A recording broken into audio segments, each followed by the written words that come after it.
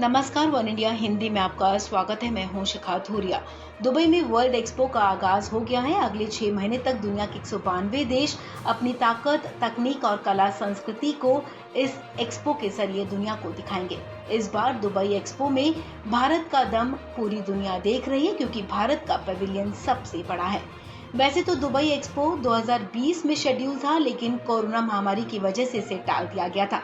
अब ये 2021 में हो रहा है, लेकिन अभी भी इसे नाम दुबई एक्सपो 2020 ही दिया गया है। दुबई एक्सपो में दुनिया भर की दिग्गज कंपनियों के प्रोडक्ट्स के साथ साथ नई तकनीक और इनोवेशन का अद्भुत संगम होगा।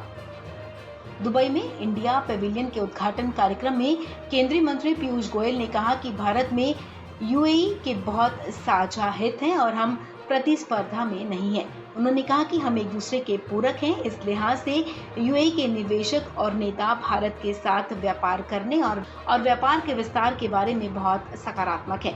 केंद्रीय मंत्री पीयूष गोयल ने आगे कहा कि ये भारत की ताकत को दर्शाता है। ये एक निवेश है। दुबई ने बहुत कम देशों को पेविलियन की अनुमति दी है, उनमें से भारत एक है।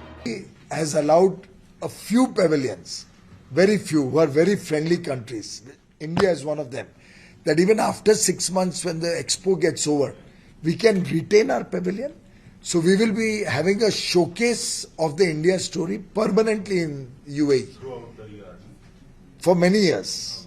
We will keep the UAE base showing India as the emerging superpower permanently. So visitors who come to UAE for years after will also enjoy the pavilion. It's like a Pragati Maidan. Yes, somewhat like that.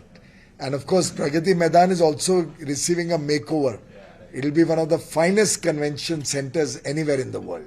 1 अक्टूबर से 31 मार्च 2022 तक चलने वाले इस mega expo में भारतीय Pavilion पूरी दुनिया को आकर्षित कर रहा है। इसमें 600 ब्लॉक और 4 तल बनाए गए हैं, जिनमें भारत की आर्थिक प्रगति को दर्शाया गया है। एक्सपो भारत की मौजूदा प्रगति के साथ साथ ये भी दिखा रहा है कि वो कैसे ग्लोबल लीडर बन रहा है। I must acknowledge the Dubai authorities, His Highness the Crown Prince and everybody have been absolutely wonderful to India. They gave us the most strategic location, one of the largest piece of land plots.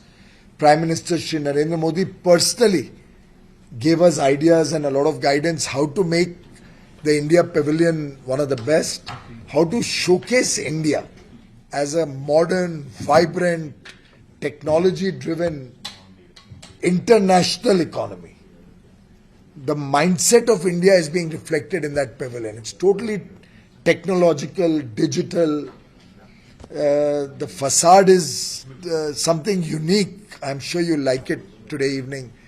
So it's a marvel what India is, and we are able to demonstrate marvelous India at the pavilion.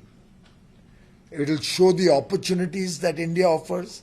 It will show the open government, transparency, government with high standards of ethics, a government which is reforming, performing, extraordinarily transforming the lives of the people of India.